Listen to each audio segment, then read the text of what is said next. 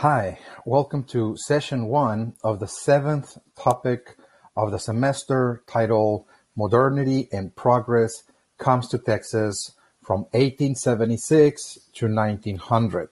So we're going to take a look at the latter part of the 19th century or the 1800s, and we're going to look at Texas in terms of how Texas is going to enter the modern era, the modern age. This is something that is occurring in different parts of the world, by the way. It is occurring in the United States. The United States is modernizing.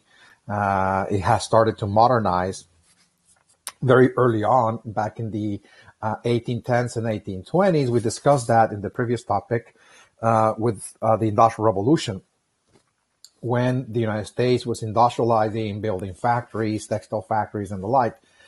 In the Northeast, it was developing an industrial capitalist system, an economic system of capitalism, wage labor, and it was actually also in the process of building modern transportation systems and the like. But this process, as we discussed in the previous topic, dealing with the origins of the Civil War. So again, this is something that we discussed earlier. This process was only occurring in the northern region of the United States, only in the northern part, in the northern states, particularly the Northeast. This is where we're going to see, again, massive industrialization taking place, which is also going to reach the Midwest, the industrial Midwest as well, later on. But it's a process that actually started out as early as 1816. In the Northeast, in New England. It started spreading all across the Northeast. So again, in the 19th century is extremely important because this is the century in which there's a number of countries that are beginning to transform their economies, transform their societies, and they're what is called today, they're modernizing. Okay, they're modernizing.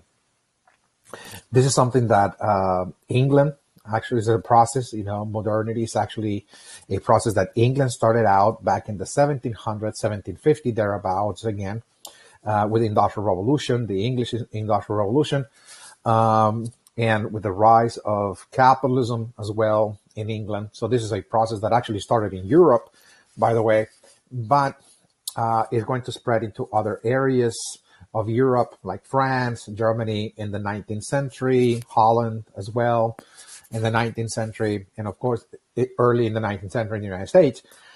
But when we look at the United States, it is only the northern section of the country that was undergoing this process of change.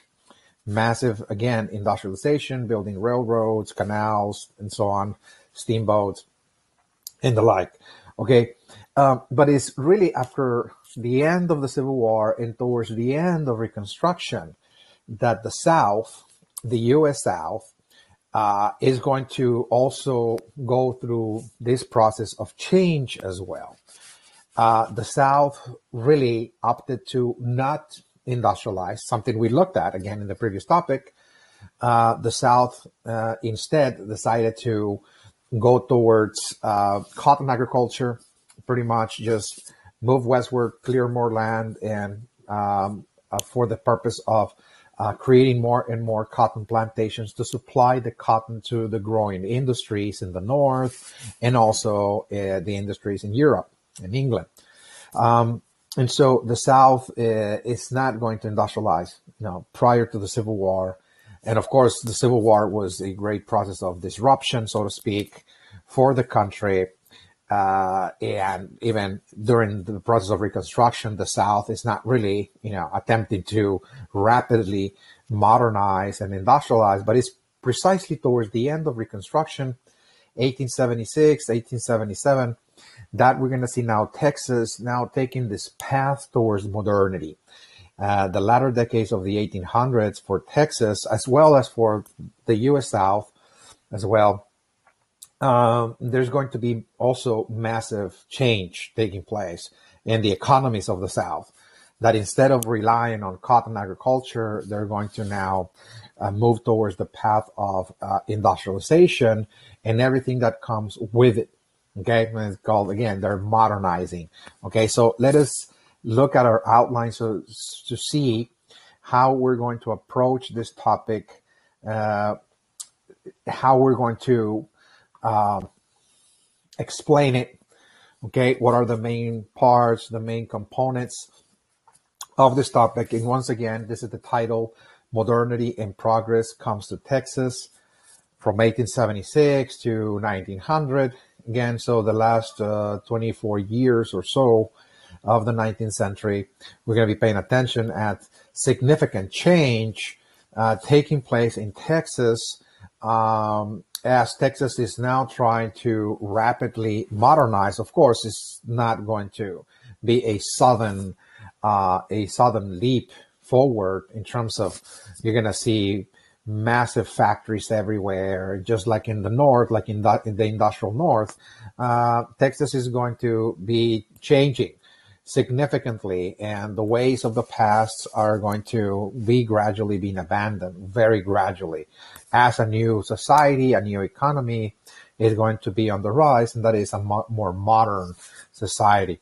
Okay, so this is the title: Modernity and Progress Comes to Texas, from 1876 to 1900.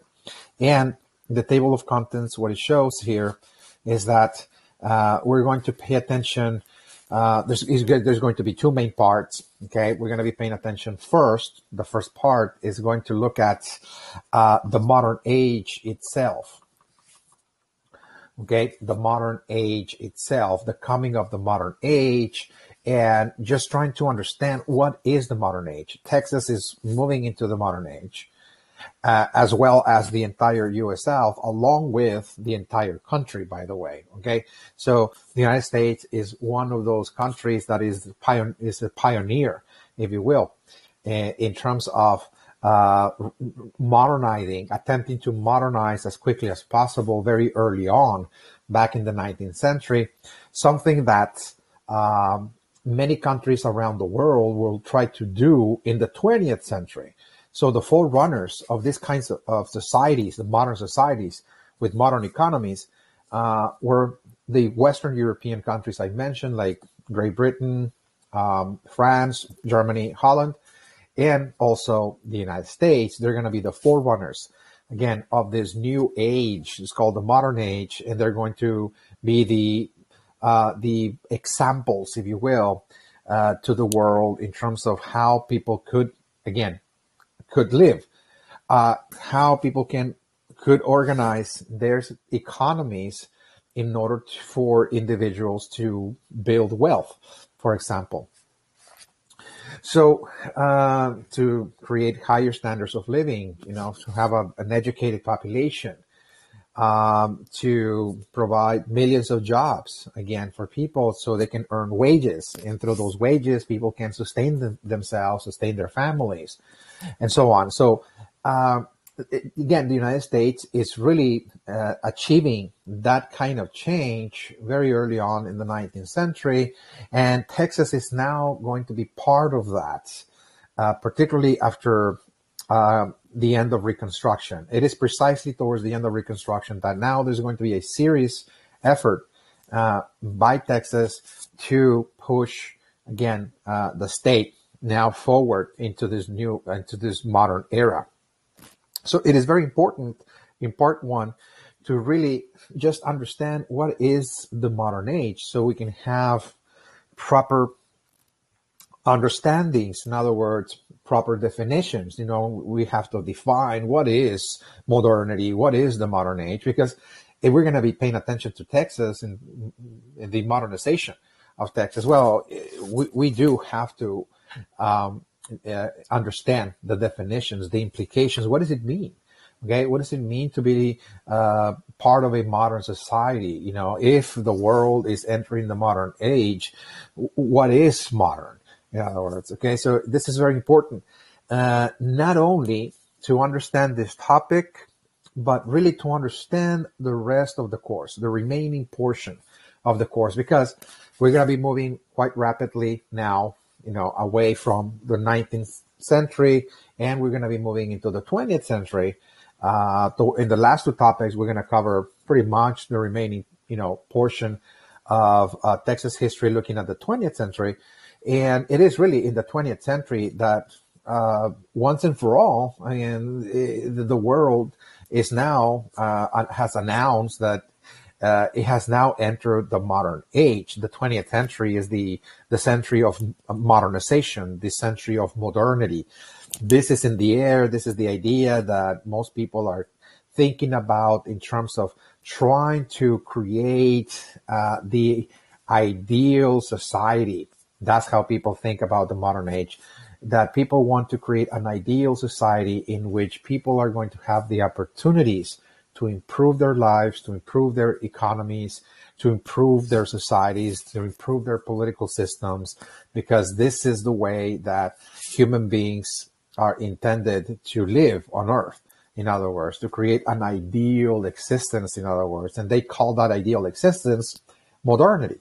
And this is what countries around the world are attempting to achieve, particularly in the 20th century. So it's going to be so important to have as the opening session, this opening session, that it really opens up the last portion of the course. The seventh topic, again, is going to really open up the last historical era that we're going to be moving into, modernity and globalization. Again, something that we now live in, we experience, again, as normal all over the world. We live in the modern world. For example, we're considered a modern society, a modern nation, and we live in a global age as well. So I have taken now the time to actually assemble again for this session, really just the key concepts of what is the modern age, so we can understand the rest of the course, in other words, to have proper definitions and, of course, the meanings. What are the meanings to be living in the modern age, so we can understand how this is going to shape Texas history. Now, Texas is trying to accomplish the ideals of modernization. Is trying to modernize. So we need to understand what is that, in other words. Okay. So the first part, we're going to devote it on that. And then the second part will be devoted into the actual changes taking place in Texas itself. Okay. As Texas is transitioning towards modernity, we're going to pay attention at Texas, at the state, in terms of how Texas was attempting to rapidly modernize during the latter years of the 19th century. Okay, we're going to take a look at the economic changes, the social changes, cultural changes, that modernity brought about, okay, in this process in the second part. Okay, so now that we have introduced this topic, let us now move forward to examine part one. Okay, part one of this topic. Modernity and progress comes to Texas. Okay, so as I said, the first part is going to look at the coming of the modern age by looking at definitions and meanings. Okay, we're going to try to understand here what is modernity, so we can know what is the modern age. Have some definitions. There's the most widely accepted definitions I'm going to talk about here, and also the meaning. In other words, what does it mean to be modern? There are certain features that human societies seek when they attempt to modernize. They attempt to modernize by trying to transform their societies, their economies, to look in a specific way. And this is exactly what we're going to be paying attention to, the meanings of modernity. What does it mean to modernize? Okay, what does it entail, again, for human societies to modernize? How are they supposed to change when they acquire those features, again? So that's exactly what we're going to be looking at here, again, in this first session, okay, in this very first part, okay, part one. Okay, so let us look at first definitions, okay, the definitions of modernity. The definitions of modernity. I'm not here to provide a very simple just definition that is going to just provide a key concept, if you will, like a dictionary type of answer or definition of the term. But but rather to try to explain, in depth, to try to define in depth modernity. Okay, what is modernity? How can we actually define modernity? This is going to be important for understanding the changes taking place in the United States, in Texas itself, and of course, the rest of the world as we move into the 20th century. So again, modernity is really a key concept, a key term that was coined around the 1700s in Europe. Okay, Europeans actually were the ones that formulated that term to distinguish the kind of ideas, the kind of thinking, okay, the kind of tools that were actually new, that were going to be the ideas, the tools of the future, that is to say, to distinguish ideas that were new, tools that were very being innovated during the 1700s, that were radically different, more sophisticated than all of the tools, all of the ideas of the past. In other words, by the 1700s, that generation in Europe wanted to break away from the past. They really wanted to break away from all the modes of thought, all the belief systems, all the institutions of the past altogether. And they said, we're going to create the ideas of the future. The intellectual class, the philosophers, the scientists in Europe were now moving forward. They said, we need to break away from the past, the way people lived in the past, the way people organized themselves, the way people work, all of that, again, is in the past. We're not going to follow those norms. We're not going to, try to create our societies based on the past, but we're seeking a better future. Okay, we are, hereby announcing that we're going to now formulate ideas about how to live better, how the state is going to be better for people. What kind of government, in other words, is going to be ideal, to, provide rights to people, to secure, people's rights, people's, possessions, property, for example, to protect people in creating, of course, order in the society, etc., and to guarantee, of course, the welfare of the human population, for example. So we want to create new structures. We want to create new forms of government. We want to create new form of economic systems, again, that are going to actually work for people. And so to build a better future, in other words. So we don't want to continue with the institutions of the past. We want to be moving forward. So they call that, that idea, modernity. In other words, modernity meant, really, number one, what is called the new, okay, the cult of the new. In other words, there's going to be a sort of faith that everything that was new is going to be better than everything that came before, okay? So, again, this is something that is called progress, by the way, okay? Progress, the belief in progress, that human beings are here in this earth to really shape their futures, shape their destinies, and actually create new forms, new ways of living, new ways of working that are intended to be better than the ones before. That we have to improve, in other words, ourselves. So first and foremost, again, modernity is going to be associated with that. Again, the cult of the new. What is modern? Modern is anything that is new.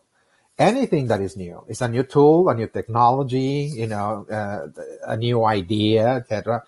That is very different from the past. That is modern because it's new. So first and foremost, again, the definition of modernity is that, again, that people have a certain faith in new ideas, new technologies, new tools, new forms, etc., new creations of every kind, because they're supposed to be better, okay, than the ones that our forefathers created in the past. Because there is a certain sense that human beings are improving.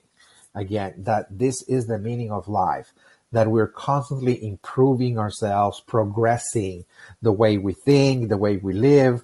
We're growing more intelligent over time. And so therefore, everything that is new by definition is better, okay, than all the things that came before.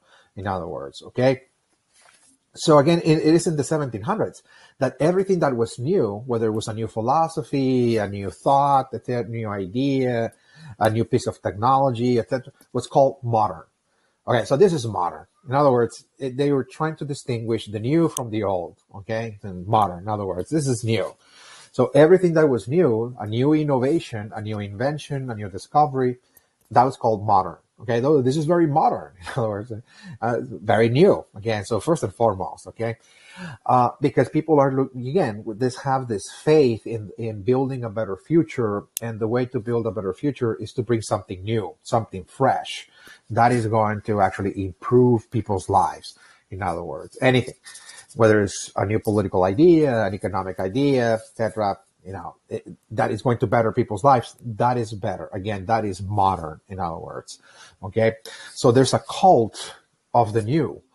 There's going to be a certain faith or belief that people are going to place in anything that is coming out new. And if it's new, it's good by definition. Okay.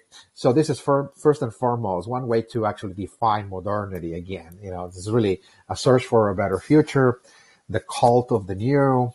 Okay. And what exactly, again, by the 1700s, people are valuing as new that is going to be better than the things that came before. Okay. So, again, this is extremely important because now we have to actually define and very specifically, again, what exactly we're talking about.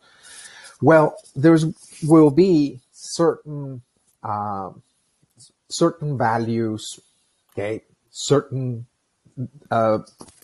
patterns of behavior, certain norms that are going to be valued more than anything that came in the past. And those were considered new values, new patterns of behavior, new norms that people said, this is the way of the future. This is the way that we're going to create the ideal existence in the future.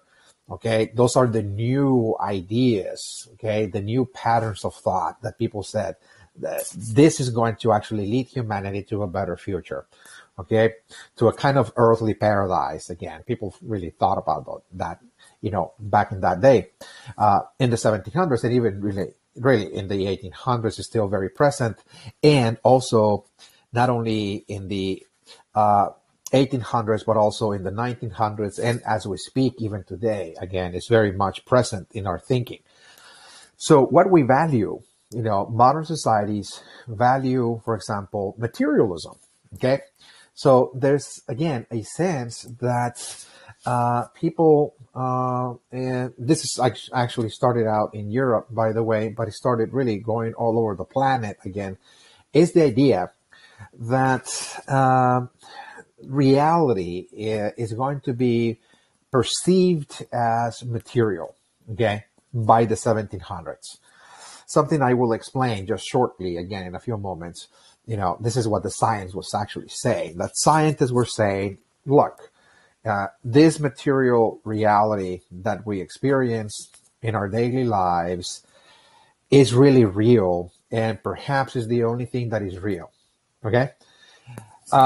So people at this time, they're questioning, okay, everything related to spirituality. The scientists are questioning the existence of the soul. Scientists in the 1700s are questioning the existence of the spirit. They're questioning the existence of the supernatural world in which there's angels, etc. Everything that is invisible, anything that cannot be seen, that people have a faith into, people are questioning because the scientists cannot access it and they cannot measure it and study it. So therefore, because scientists cannot access the spiritual, therefore, they're only going to claim that there's only matter, in other words, materialism, that is to say. So of course, modernity is going to bring materialism. Again, there is a sense that we have to value material things, material experiences, that this world is very real, and that we should not be concerned with, matters of the afterlife, be worried about where our soul is going to go when we die, etc., because we don't know. In other words, but we know this world. We can actually study it, measure it, weight it, and we can actually understand how it works. So therefore, that there's going to be now a growing and growing sense for people in the modern world that this material world was becoming far more important. Okay, so material experiences, material wealth, material happiness, all of that is going to take center stage. It's called materialism, that is to say. And again, this is something new. This is something new that is arising again in the 1700s that departed from the ways that people saw reality in the past, and that people believed in the spiritual world, in the material world, and perhaps even value more the spiritual world than the material world again. But now people are going to be valuing more materialism, that is to say. Okay. Also individualism. Okay, people are going to also value in a very significant way individualism, because people more and more, starting in Europe, the intellectual class, the philosopher, the scientists, are now coming to the idea that human beings are very unique beings. They're very different, very distinct from one another, and that every individual matter, and that every individual has different interests, again, different desires, different ways of, experiencing this material world. Okay. So therefore, because we're very different, then we should place emphasis on the individual, that the individual should be the one pursuing his or her own interest, okay? His or her own happiness, okay? That you have to just allow the individual to decide what kind of future, okay, he or she wants to build, okay? As opposed to try to dictate or impose or try to guide that individual to actually make certain choices, etc. That no, we just have to allow the individual to pursue individuals to pursue their own interest in the world very freely, to decide for themselves what kind of career they want, what kind of job they want to perform, etc., who they want to marry and the like. That's up to the individual, that is to say. So what we see as well, another feature of modernity is, again, another characteristic is the idea of individualism. Societies are becoming more and more individualistic, that is to say. People are thinking as individuals and they're not thinking as communities, that is to say. Instead of just following what the community said, what the family tells you to do, what your father tells you to do, what your elders, etc., what your clergyman tells you to do, that you're going to actually decide for yourself what you actually want to do with your life. That is to say, individualism. That is to say, that's another really characteristic of modernity. Is going to turn people very individualistic, for example. Okay. And because we're individuals with different skills, with different talents, with different gifts, and so on, the idea is also that there should be a competition between individuals to see who were going to be the most successful. Again, the idea of competitiveness, again, that individuals, as they're going to be set loose and free to pursue their own interests, their own happiness in the world, that they're going to enter into a field of competition, if you will, and that those that are more decisive, more courageous, more skilled, and so on, more cunning, those are going to rise to the top. In other words, that's the natural order of things. This is, again, the idea of modernity, that we're going to reward those individuals that are going to rise to the top. They're going to be the most economically successful, the most famous, the most affluent, and so on. Again, that those are the individuals that actually were very competitive, and they competed with other individuals, and they pretty much won the race, in other words. So again, modern societies are also very centered on competition. Okay, that modern societies value competition. That's normal, because we're all individuals seeking the same thing. We're all seeking success, seeking wealth, seeking fame, and we have to compete with one another, for that success, for that fame and that wealth.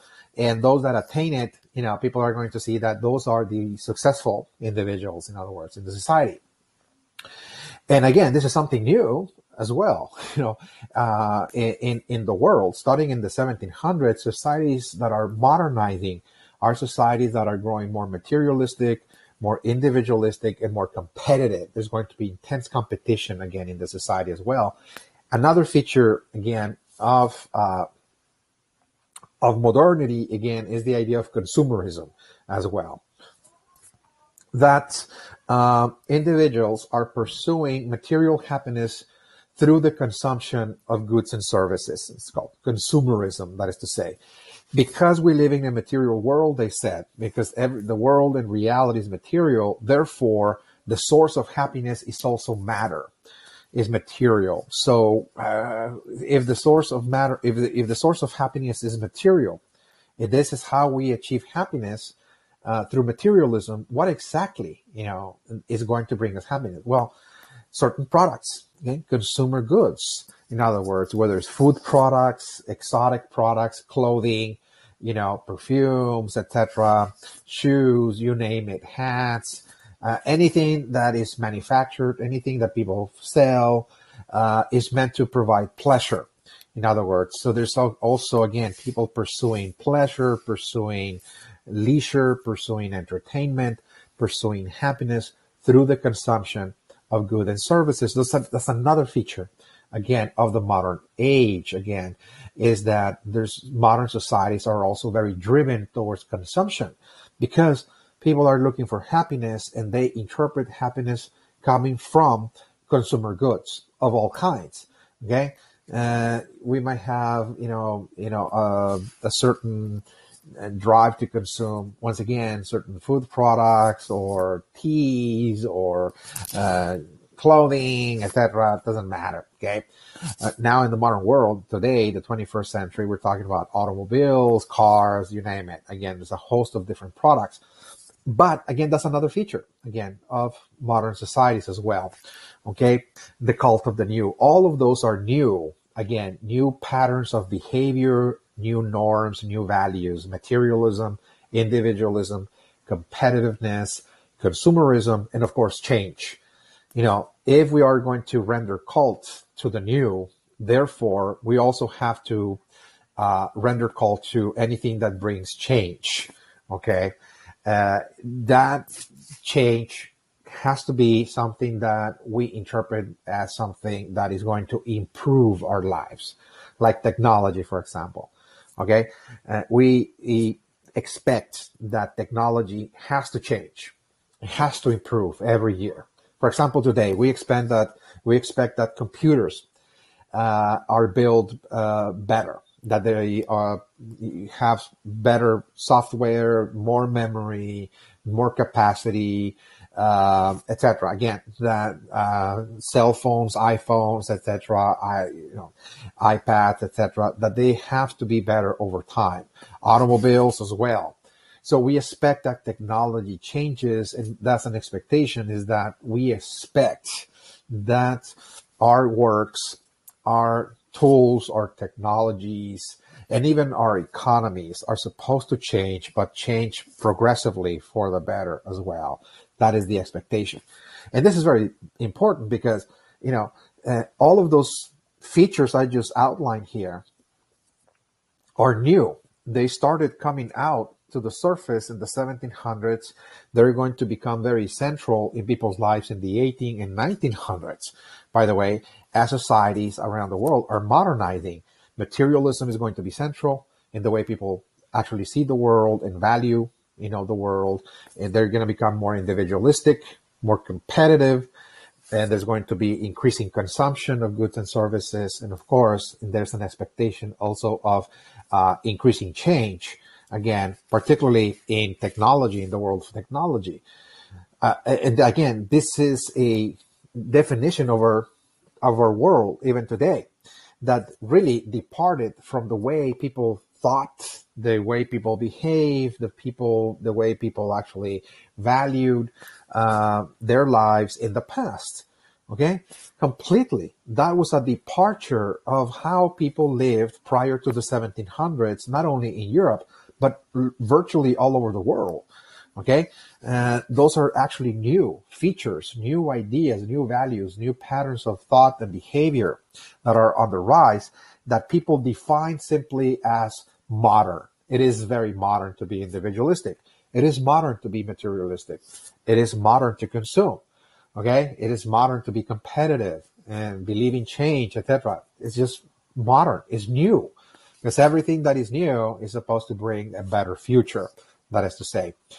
Now, of course, because modern societies value so much the new, and we just explained what the new meant again, there's also going to be a rejection of anything that comes from the past, okay?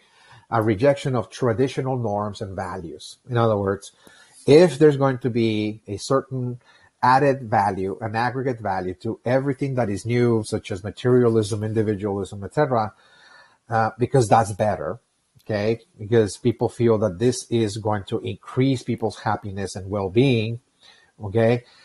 Therefore, modern societies also try to reject and break away from anything that comes from the past as well. We call tradition. Okay, so when we mention tradition, it's anything that comes from the past as well, traditional norms and values.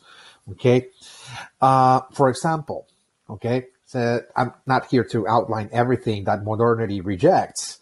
Okay, but just the most important, again, norms and values that modernity rejects is something, for example, the rejection of communitarian forms of social living and social organization. Okay, communitarian, because modernity values individualism, the individual. That is to say, the individual is the most important unit in society, the individual. So the individual have to be pretty much freed from all constrictions, restrictions, and so on, to allow the individual to flourish, to decide what kind of future, what kind of path, what kind of marriage and education the individual wants to follow. Okay, but this is really a departure from how people lived in the past. Traditionally, all over the world, up to this time that we're talking about, the 17 and 1800s, across the planet, the individual is not so much important in human societies. All over the world, whether we're talking about Africa or Asia, the Middle East, Latin America, for example, the community is what is important. It's communitarian. The community is most important, that the survival of the community is what people should strive for, okay? To keep the community together, to ensure the survival of the community, to ensure that the community succeeds in every endeavor. And so every individual has to work towards the survival of the community. And it's not that individuals don't have any rights. It's just that they see that the social organism that they live in, which is the community, that is more important, more vital than a single individual, that is to say. Okay? The community is the most important social unit, not the individual. It is the community, in other words. And so all decisions are really made by the community. Individuals, when they want to marry, okay, the community actually tells them, for example, okay, that they need to marry such and such person. They're called arranged marriages, for example. If the individual wants to find out what kind of work, okay, to pursue, it is actually the family that tells you, okay, the father or the mother, that will actually tell you what kind of trade, what kind of work occupation you're going to follow. Okay, the individual has very little room to decide what kind of path, often the sons will actually inherit the trade of the father and the daughters of the mother. Okay, that's pretty much how it works. Okay, whether they're artisans or merchants or peasants, etc., you pretty much follow what your father did, or your mother, for that matter. Okay, you married who they tell you, and so on. So, I mean, you just follow tradition. You follow the community. You follow your elders, for example, the advice of your elders, your father, your grandfather, and so on. Uh, that's how people actually live, and again, those are the norms. Those are the values. People follow those traditions. They follow the traditions of their ancestors. Okay, they're not really moving forward, saying we need to build a better future, and bring something new. No, they must preserve the traditions of their forefathers, of their ancestors, in order to survive. Okay, it's called communitarian, that is to say, to preserve the community. We need to follow the religious traditions. We need to follow their social norms of behavior, the kind of dress codes, all rituals, etc. Because those are traditions, and tradition for them is really the way to survive in the community, that is to say. Okay, but modernity rejects, communitarian norms and values, and says, look, it's really restricting the individual to actually decide, what kind of life they want to live. Is being told the individual how to live and what to follow, in other words. Okay, there's also going to be, of course, a rejection of cooperation, because in order for the communities to maintain themselves, to survive, individuals, the members of the community, have to cooperate with one another. They have to work together. They have to work in the fields together. They have to go out and hunt together. And so there has to be a sense of cooperation, in other words, in order to actually make the community actually thrive and survive. Okay, the sense of cooperation.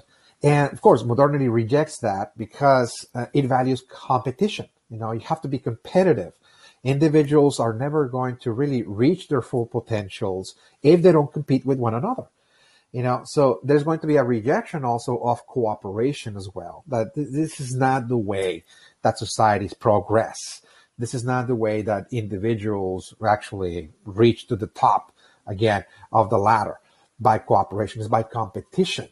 So there's also going to be, a rejection of that value of cooperation, this traditional value of cooperation, of course, and also the rejection of what's called subsistence.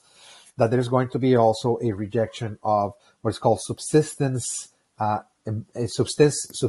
economies or subsistence strategies. In other words, that instead of following the old ways of working, like, for example, subsistence farming, that people grow their own food in order to sustain themselves and their family. You work the land to grow your own food because this is the way that you actually, achieve independence, and you actually sustain your family, etc., by working the land, etc.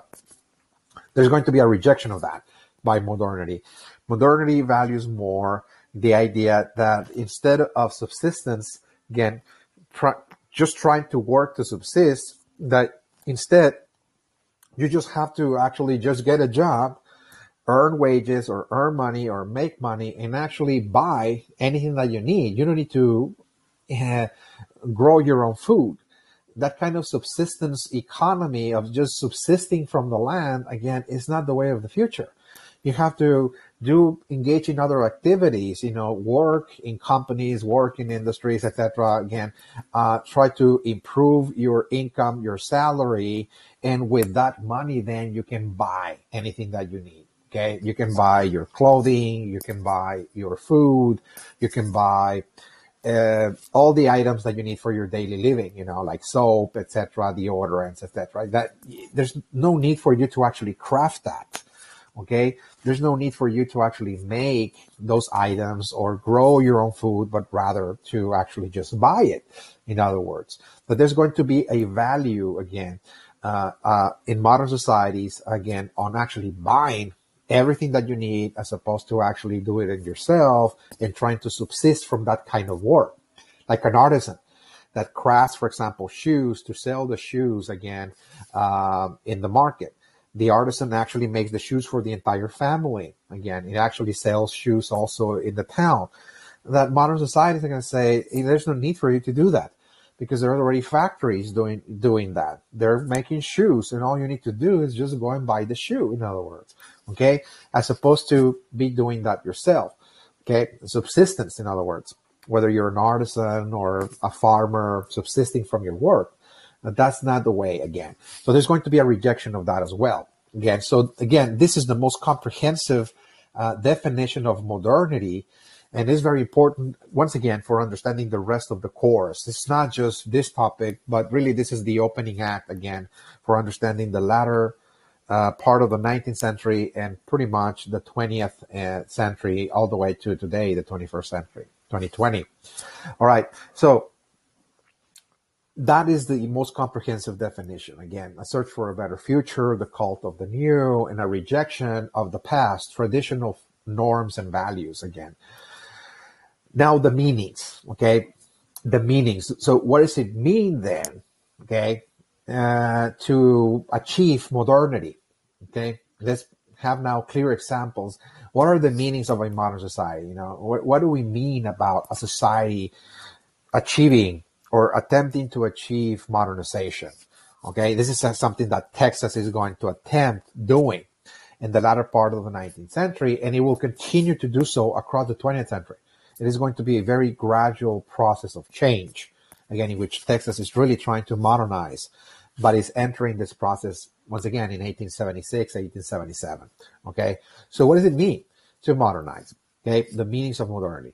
Well, the most really clear-cut definition, again, the clear meaning of modernity, again, what does it mean to modernize? It's really to achieve or attain what is called a high-tech industrial civilization. That is the meaning of modernity. In the real sense, this is what countries around the world are attempting to accomplish. They're attempting to accomplish a transformation of their entire society and culture, in that what they want to become is that they want to become a high-tech industrial civilization. They want to be part of this high-tech industrial civilization that more and more countries are moving into. Okay, as I mentioned, very early on, European countries and the United States are moving in this direction. Okay, from 1750 again onwards, we're going to see the rise of, again, of a high-tech industrial civilization is on the rise. And in the 20th century, there will be a host of countries around the world that want to join, again, this high-tech industrialized world. They want to become part of this high-tech industrial civilization, in other words, that is on the rise. It's a new civilization. And it's not just industrial civilization, it's a high-tech, again, industrial civilization. Advanced technological, in other words, high-tech, advanced technology, advanced technological industrial civilization. Okay, so it is at this juncture now that we have to really go through this explanation as to, okay, so what does it mean particularly to be a high-tech industrial civilization? Okay, so what exactly are we talking about? High-tech industrialized civilization. Again, there's been a lot of even movies, made in the 20th century about a futuristic, time in humanity in the 24th century, etc. Again, centuries from now. And it always, again, a lot of movies paint humanity so advanced technologically that there was going to be, for example, anti-gravity aircraft, for example. Okay, this is something, it's a sci-fi, of course, it's sci-fi, but it's precisely a projection of the kind of times that we're living. Again, we're living in a transition. We're moving into this high-tech industrial civilization.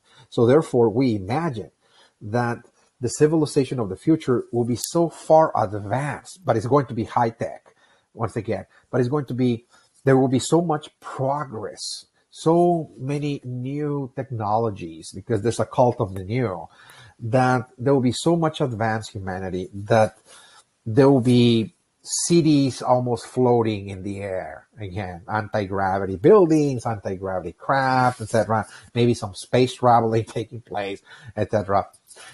We project again into the future the kind of experiences that we're going through right now, because we're experiencing really a highly advanced technological industrial world that is really moving so fast before our eyes that we see that there's a trend that is going to continue into the future, almost eternally, that is going to be improving, if you will, the way people live.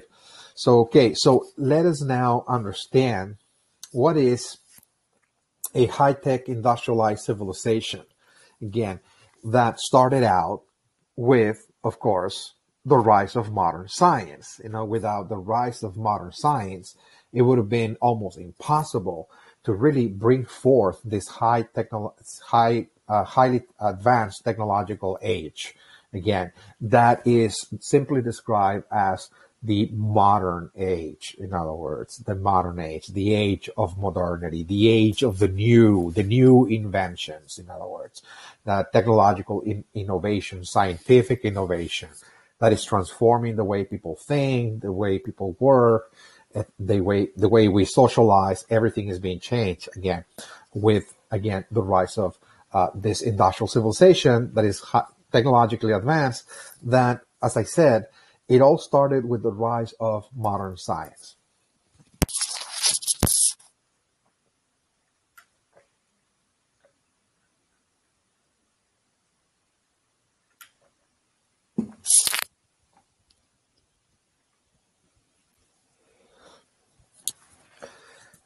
So first and foremost, this is extremely important, that the rise of modern science back in the 1700s was instrumental for initiating the modern age. It's called modern science. So by definition, this is a new science, because everything that is modern is new.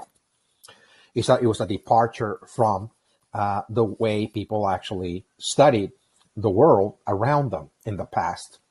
So by definition, when we say modern science, we're by definition saying this is a new way of studying the world, which actually started out back in the 1700s.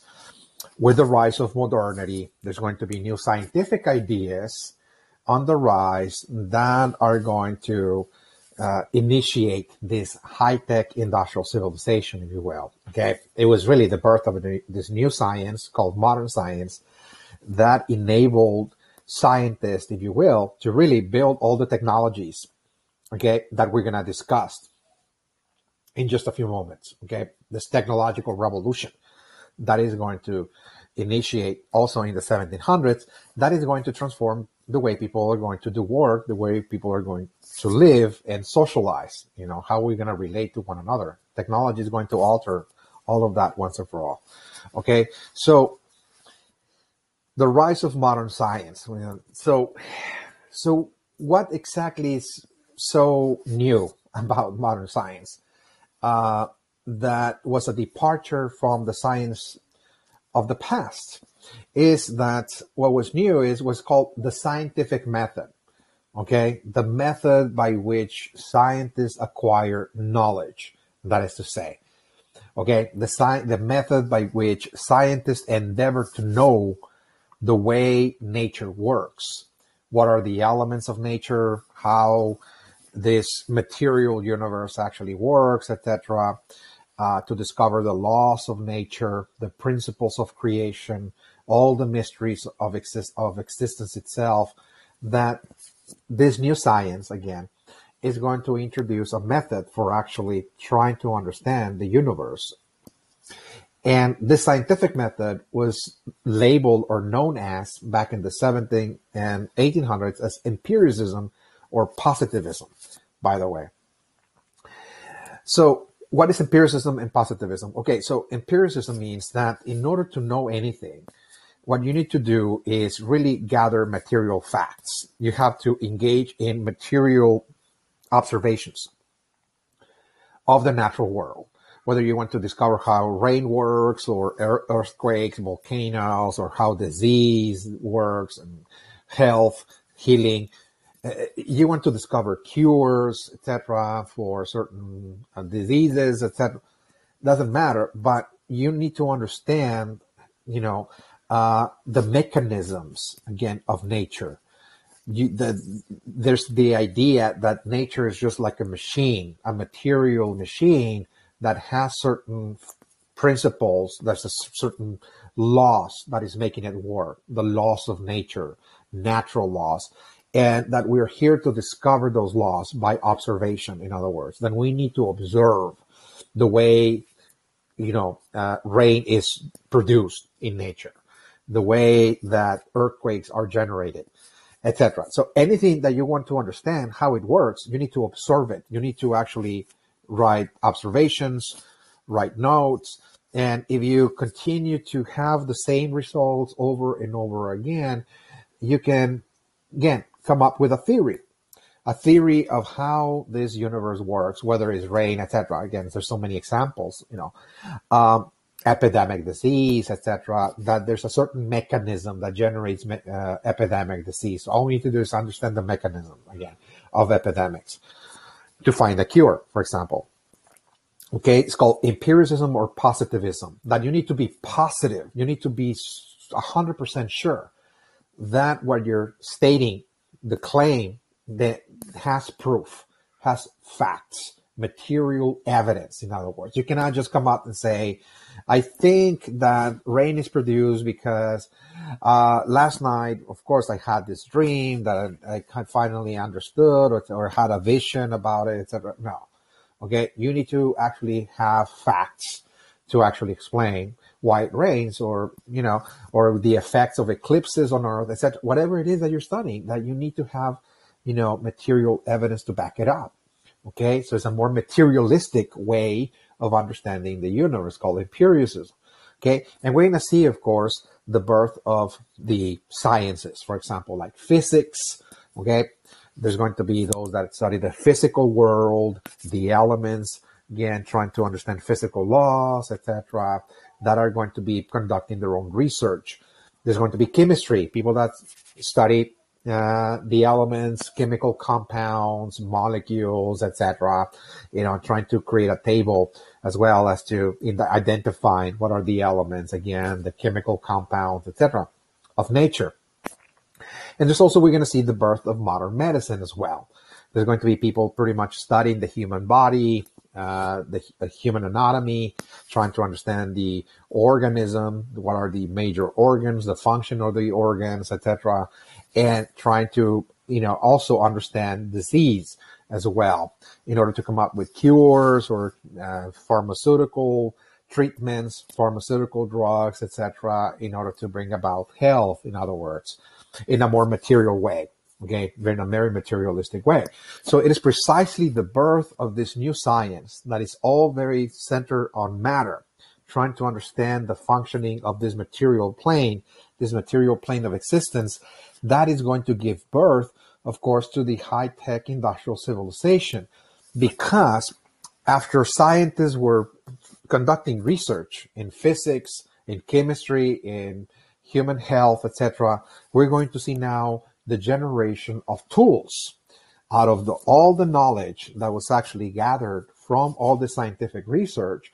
We're now going to see that the scientists are going to use that knowledge, the knowledge that they gather from their observations of the natural world and trying to understand natural laws and forces and elements, etc., that they're going to use that knowledge in order to bring new technologies, again, new tools. That's what technology is. It is the science of tool making. And modern technology, by definition, are new tools. This is a new science to build new tools that are going to be more sophisticated. The tools, again, of the modern age, more sophisticated than the tools that human beings crafted in the past for thousands and thousands of years, of course. Okay. And all of those tools were actually innovated precisely during this process that is called the Industrial Revolution. The first and the second Industrial Revolution that spanned between 1750 and 1900. Again, we're going to see two industrial revolutions. Again, within this time frame, we're going to see that one of the reasons why there were as an industrial revolutions in industry during that 150-year period, it was precisely because we're going to see the birth of new technologies, new tools that were so far more sophisticated than anything even imagined in the past, that this is going to pretty much usher the high-tech industrial civilization that we're talking about. High technology plus industry. And again, this is how human societies are going to be moving forward into the future. So what exactly, once again, is going to be really this new high-tech world?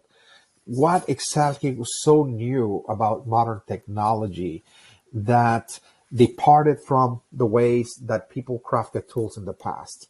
Okay, that helped really set off the first and second industrial revolutions. The new technology, this technological revolution that I'm actually speaking of, again, started out pretty much in 1750 and is going to, this first wave of technological innovation, technological change is going to actually span into 1900. But once again, once we move into the 1900s, there will be a second wave of technological development. Again, there's no doubt that we live in a technological age now. But to really define in very clear terms what exactly was so new about this technology that was so different from the past is that this new technology brought machines, okay? So that the new tools that I'm actually referring to, that the industrial revolutions of the first and second industrial revolutions actually used, was that those technologies were, for the most part, a great many of them were actually machines. This is the birth of the machine age. This high-tech civilization is giving rise to the age of the machines, in other words. Machines that are going to replace the labor done by human beings and the labor done by animals as well, okay, in the production of goods or in the transportation of goods, that more and more machines are going to be the ones actually, producing everything for us. In other words, everything that was done by hand in the past, everything, any item that was crafted, whether it was a clothing item, shoes, or tools, or food, that everything will be mechanized. Okay, the mechanization of production, that there will be a machine that is going to be the one actually producing it, okay, crafting it, generating it, and so on. The machine age. So this high-tech industrial civilization, again, is really bringing about the machine age, the age of the machines. We're surrounded by them, by the way. The computer is really the latest example of, again, how advanced machines have gotten now that machines actually think. Okay, they store memory, they process information, etc., just like a brain, in other words. Okay, so this is how far the machine age has gotten now. Okay, it has gone digital. But again, this started out the simple mechanical process by which the new technologies are simply, again, simple machines that are simply used to produce manufactured products, food, etc., of all kinds, tools, you name it. And the machines are doing that. They're replacing human labor. And of course, this process started out, with, an innovation. It was not really an accident, even though some historians are very inclined to believe that the beginning of the machine age, this new technological age, happened when Great Britain was forced to search for a new source of energy because wood, which was the source of energy of the past, was running out. Okay, wood. And so when they shifted from wood to coal, okay, because they were sitting on a gigantic coal mine, the British Isles, again, they're blessed with coal, they're going to actually make the leap forward in bringing about this technological age, the age of the machines, because coal allow for higher temperatures, is slow burning, and increases again to 1200 degree Fahrenheit temperatures that it actually just liquefy iron ore. And by liquefying iron ore, you can actually just mold anything with it. You can actually create anything with it. Okay, you can create steel, iron works, and you can create machines, in other words, because now you have the capacity to actually just liquefy iron ore, in other words. So most of the machines that industrial revolution, the first and the second industrial revolutions actually were created out of steel or iron. Okay, and those are going to be machines that are going to be used in industries, in factories, for the generation, for the manufacturing of products, again, that people so much require, by the way.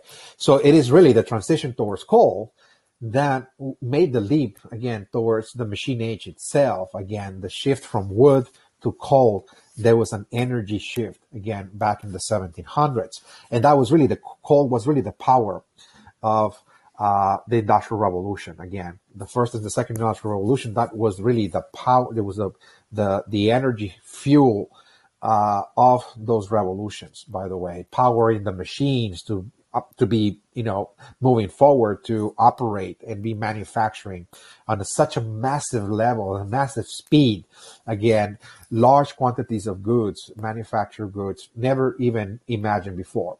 That was the great advantage, again, of the machines, is that we're now going to see mass production, massive production of products on such an unimaginable scale that, again, that everything that was done by hand that took so long to do, now industries can do that rather quickly, very rapidly, simply with the application of technology, like machinery, for example.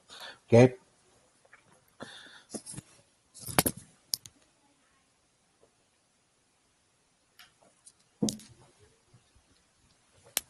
So we're going to see waves and waves of technological innovation.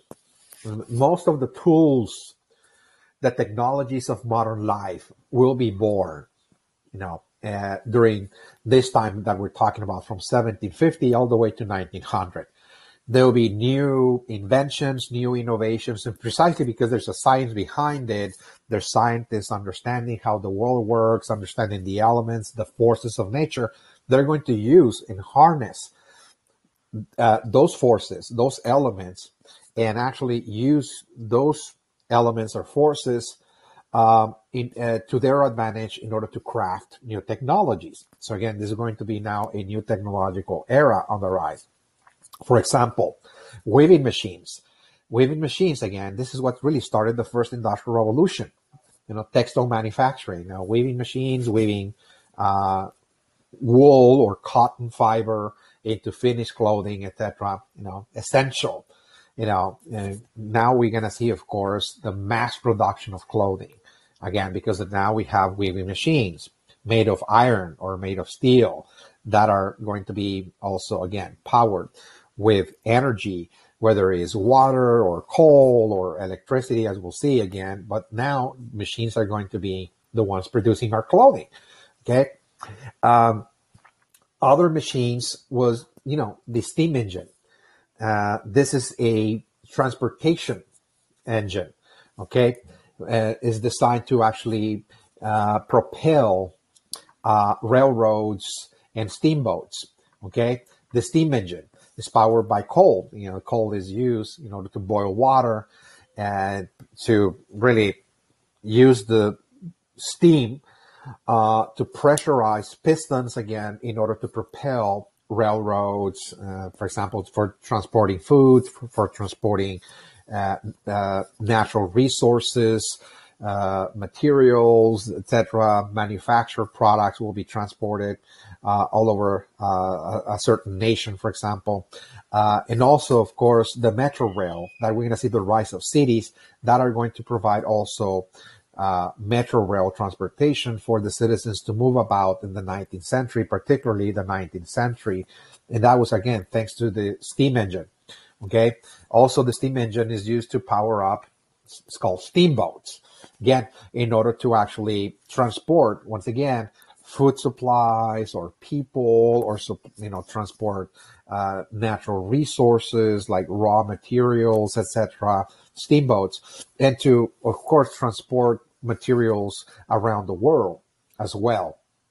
We're going to see now more and more commercial exchange, more trade taking place as ships are really moving from continent to continent, of course, transferring materials or people, etc. Again, that was considered a modern form of transportation, new form of transportation, that instead of moving by horse or by simple boats powered by wind power, or people rowing on both sides, that you can actually board a steamboat, again, a steamship, and actually just travel around the world rather fast. Or moving the railroad, for example. Why do you need to actually travel walking or on a horse, where you can actually just get in a railroad and actually travel, everywhere around the country as well? It's more modern, it's new, it's sophisticated, more efficient, more effective, in other words. So those are the modern tools, again, during this time that people valued so much. This is something new. This is something that is going to change the way we live. Is going to change the way we transport ourselves, okay, from point A to point B, etc. We're also going to see electricity. The coming of electricity in 1822 was so important because now the machines, for example, the weaving machines of industries are going to be powered up by electricity with electrical motors. And so now electricity will be the force of industry. Okay, that all of the machinery inside of industry is going to be powered by electricity. And with the invention of the light bulb in 1879, now homes are going to be also illuminated with electricity and the light bulb. Public spaces like public parks, streets, offices, buildings, and so on, cities are going to have now artificial light with electricity, particularly after 1879. And that was another feature of a modern technology. Modern technology, again, is dependent on electricity. Everything right now that we consider a modern tool, for the most part, is powered up by electricity. Okay, it's impossible not to. Okay, you take electricity away, and all this modern technology is not going to be able to work. Period. Okay, so this is the life force of the modern age, electricity itself. It was a great innovation, by the way, of the 19th century that is going to transform how people live and do work. Now you can actually study at home at night instead of using candles or oil lamps. There's work to be done as well, like a night shift, for example, at the industry, because now you got electricity, you got, artificial light at the workplace, at the office, and there's going to be nightlife. Okay, people are going to have a nightlife because of electricity. So this is not present before. This is a departure from the way people lived in the past, because after certain hours, everything goes dark, and there's no way you can operate outdoors at night. Because everything goes dark. Now, again, there's going to be now more nightlife, if you will, with electricity. Also, modern telecommunications. We see systems of communication as well becoming far more sophisticated as well, with this technological revolution. Modern telecommunications. For example, in the 1840s, we're going to see the invention of the telegraph again.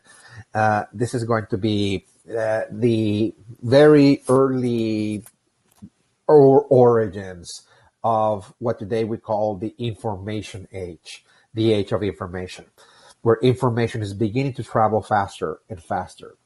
Now, granted, the telegraph is not really sophisticated to, let's say, a telephone or, or streaming or, or internet, etc. Okay, of course. Okay. But it all started out with the telegraph. The idea that you can connect, people living in different cities or even different nations with two wires and actually send signals that have to be interpreted and decoded, but you can actually communicate and send a message with the telegraph.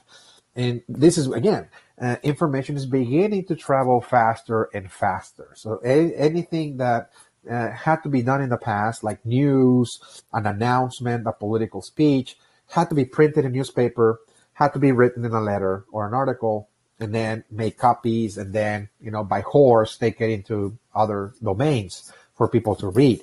It took a long time. Information to travel took a long time, but now information is beginning to travel rather fast with the telegraph, particularly the telephone in the 1870s, more so than the telegraph. Now people can actually hear each other, talk to each other with a speaker and a microphone. That's what a telephone is, and actually communicate instantaneously, communicate ideas, communicate messages, communicate feelings, if you will, and bring people together. Again, this is another tool of modern life. Modern societies, once again, are societies that value so much this system of communication, okay, that you have to have. For example, back in the 19th century, it was the telegraph and the telephone, but now we're talking about, the internet. You go to another country for vacationing, etc., and you have to talk, about, you at least have to have internet, okay, even if it's low.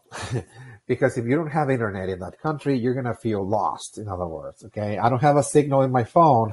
I cannot be chatting with my friends and telling them how fun is here in this country, etc. You want to go to a place that have accommodations, that have certain tools that provide comfort to you. Like, for example, a telephone, television, internet, Wi-Fi, you name it. You have to have that. Because if they don't, then you ask, where are you at? In other words, what are you doing here? You're not really, progressing. This is a society that is lagging behind.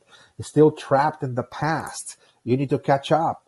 That is the idea, again, of modern societies, again, that they're actually trying to upgrade their technology. Remember, change, that you have to change progressively. You have to adapt to new ways of doing things, like new technologies, like the telephone, for example, okay? Besides the telephone, okay, and the electricity and the telegraphs, which were miraculous, by the way, for the people living in this time, those were miracles of technology and science. There's no doubt. The people that for the first time experienced the advent of electricity and the telegraph and the telephone, they really believed that they were moving into a futuristic, a world, that this was a sci-fi world, that those were actually magical innovations, magical craft that the scientists were now, inventing, that they couldn't really understand how those work. They just said, there's something about this new science, we call modern science, that is delivering. They're delivering, actually, innovation. They're bringing something new, and that, again, is really changing the way we experience ourselves in the world. This providing artificial lighting to our homes and cities and workplace is enabling us to communicate with one another instantaneously. Again, human societies are beginning to change very rapidly. Another component, again, of this new technological revolution was also innovations in agricultural technology, agricultural tools. Okay, so besides all the machines that I explained, like the weaving machines, the steam engine, railroads and steamboats, coming along with, of course, electricity, telecommunications, and the like, we're also going to see the process of producing food also being revolutionized. Okay, very dramatic way, because now the way people actually grow food, the way people actually work the land, is also going to be assisted by machinery. That this new technology, the machines again, that people are innovating, the scientists are also going to make more, they will make it easier, more efficient, and more effective, the process by which they also grow food. Okay, there will be machines, for example, to toil the land, for example. Okay, like tractors, for example. Now you can have a tractor instead of having a plow tied to a horse in order to plow the land, to actually rip it open, if you will, for the planting of the seed. That there's no need to do that anymore, because that's part of the past. That is a not very sophisticated way of working the land. You have to be more efficient. You need a machine. You need a tractor. Okay, and with tractors you can do work much faster and easier than with animal power. That is to say, in a plow. Okay, so there will be tractors now. Okay, and again, this is new agricultural technology. Tractors, irrigation systems as well, systems of irrigation. Now that there's electricity, there's going to be water pumps, people pumping water out of the ground. They're going to have to drill first, look for a vein of water, then, of course, pump the water out with a motor, a water pump that is powered with electricity, and you put sprinklers, so to speak, irrigation system, and then you irrigate your field, and you don't wait for rain. Why wait for rain when you can actually just water your crops? But you need technology. In other words, this is going to make that kind of work far more efficient. In other words, agricultural technology. Okay, and also the use of fertilizers. There's going to be companies selling fertilizer for farmers that are beginning to work the land in a more intensive way with the new technologies. Okay, so again, those are the waves and waves of innovation that are going to transform the way people work. Now we have reached our time limit. It's already an hour and 20 minutes. We're going to place a stop here. But when we come back in session 2, we're going to just use about 10 or 15 minutes to finish this portion, this initial portion that is dealing with the coming of modernity, definitions and meanings. And we're going to continue talking about the meanings. In other words, what does it mean to modernize? Again, so what does it mean to modernize is to achieve what is called being part of this high-tech industrialized civilization, which means that you have to have, a certain scientific method, a scientific approach, that enables you to actually understand how the world works, understand the world of matter, the elements, the forces, and the like, and harness those forces, harness the elements in order to produce technologies, that is to say, tools that will enable people to do work much faster, better, and to live more comfortably at the same time. And so what we have talked about is that this new science that started out around the 1700s, modern science, is going to bring about, again, a series of technological innovations. Again, we have talked so far about, again, a technological revolution that spanned between 1750 and 1900. This was the first technological revolution, which was actually giving birth to the first and second industrial revolutions, the birth of this industrial civilization. And why this industrial civilization is on the rise? Because there's new technologies. All of those new technologies, again, are really machines. The birth of the machine age. All of the technologies of the modern age are machines that are supposed to do work for us, replace anything and everything done by human hand or done by animals. And now there's going to be a machine actually doing that for us, with the expectation that it will be doing it more efficiently, faster, and better. Okay, that is the idea. So again, there was a host of different machines we talked about, again, from starting with weaving machines, railroads, steamboats, And then, of course, with the coming of electricity, we're going to see the telegraph, we're going to see the telephone, we're going to, see agricultural technology as well. Again, all of them actually coming together, of course, to actually change really the civilization, again, of those societies that are really bringing about those tools. They're becoming modern. They're the new societies, the futuristic societies, the high-tech industrial societies that are creating a new civilization, this high-tech industrial civilization. So when we come back, we're going to look quite briefly as well at other meanings of modernity in terms of what also entails to modernize, looking at something like, for example, modern industries, modern enterprises, and large industrial cities. That's another feature that we're going to talk about when we come back in session 2. And after we do that for about 15 minutes or so, we're now going to be moving now into Texas and see how Texas is attempting to transform, again, the state into something not identical to everything that we have said, but it's attempting to enter the modern age. It's attempting to modernize, and it's going to do that gradually, but is taking the first steps to really become part of this high-tech industrial civilization. Something that we're going to see in session 2 and in session 3 after we come back. That's all I have for you, and I'll see you then in session 2. Thank you.